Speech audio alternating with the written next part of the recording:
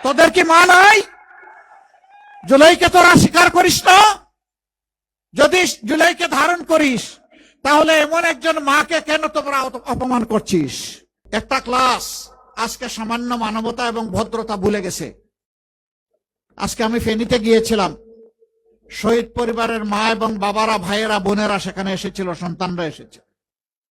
আমি তাদের প্রতি সহানুভূতি জ্ঞাপন করার এক পর্যায়ে একজন বয়স্কা মা হঠাৎ করে এসে আমাকে জড়ায় ধরছেন। উনি কান্না শুরু করেছেন। আমি তো তাকে ছুঁড়ে মারতে পারি না, তিনি তো জাতির মা, আমার মা, তাকে সম্মান করা আমার দায়িত্ব। সেটা নিয়ে এক শ্রেণীর ইতর দেখলাম বুলিং শুরু করেছে। তোদের কি মা নাই? জুলাইকে তোরা স্বীকার করিস না?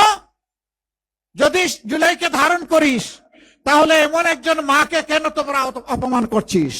বহু জায়গায় ভয়ভীতি দেখানো হচ্ছে, বলা হচ্ছে অমুক মার্কায় ভোট না দিলে ভোট সেন্টারে যাবেন না, গেলে খবর আছে। আমি মাদেরকে বিশেষভাবে বলবো, তাদেরকেই ভয় দেখানো হচ্ছে।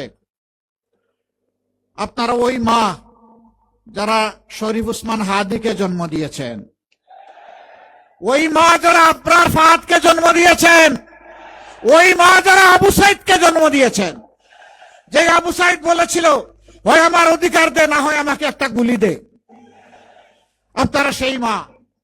যদি কেউ ভয় দেখাতে আসে, চোখে চোখ রেখে বলবেন এটি আমার অধিকার, এটি আমার দায়িত্ব, ভোট দিতে আমি যাব, তুমি পারলে ঠেকাবা। ওরা বিড়ালের মতো পালাতে বাধ্য হবে ইনশাআল্লাহ। আমরা আছি, আমরা আছি, মায়েদের সাথে আছি।